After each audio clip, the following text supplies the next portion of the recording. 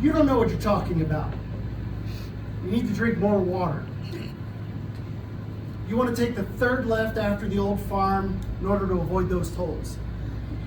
When you sell your stocks, you gotta keep half. You always gotta think about the taxes. Turn out the lights when you leave the room. Gotta save the electricity.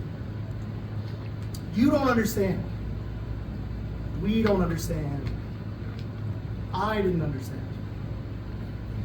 My name is Matthew, and I am John's youngest son, freely admitting that I did not truly understand my father.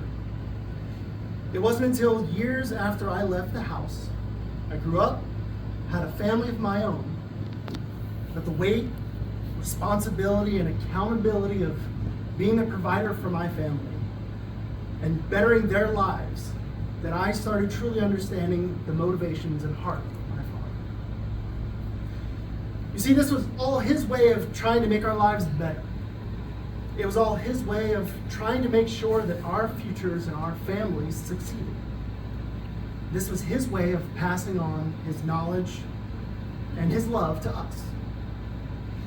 He experienced the pains of paying those tolls over and over again, and he made it his mission to make sure that we didn't pay those tolls. He didn't want us hydrated. He wanted us to live long enough for our work to be finished too. As I look out today, I see my brother John, the oldest of us siblings, and I see someone who focuses on service and saving lives through his job and his activities. He's now learning about community.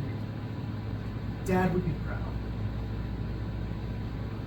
I see Nettie, who is such a fierce provider of her own family.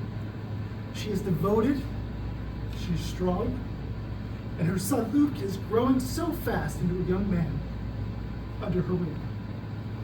Life is a game of chess, not checkers, and she's been adapting and responding like a true grandmaster. Dad will be proud. I look to Laura, and I see so much compassion, patience, and love. And she's a major driving force of keeping us siblings sane and staying together. Her love overflows and pours out into her community and her family. Dad would be proud. John, Nettie, Laura, I am proud to be your brother. As I've seen my mother this past week, standing at Dad's bedside, holding his hand, making sure all of us siblings are okay, that all the activities are planned out, all our needs are met. The whole time with love and care behind each and every one of her actions. Both of my parents provided for us. Both of my parents loved us.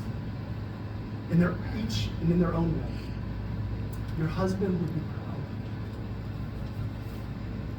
My father provided for us the best way that he knew how. And he gave us his blueprint to provide for the people in our lives. Each one of us is doing just that. Dad will be proud of us. Dad is proud of us. Pops, you have worked and served for so many years. You have provided for so many people for so long. I am proud of you. It's now your time to rest, for you have done well. Let the Lord provide for you now. Sure, we have succeeded in spite of you. What family doesn't? But we are succeeding more because of you. Thank you for the blueprints that are wrinkled, frayed, and weathered from the decades of your experience and the richness of your life. May we all learn the hope that you held all throughout your life. And don't worry, Dad. We're here and we'll make sure to turn off the lights for you when we're done. Love you, Pops.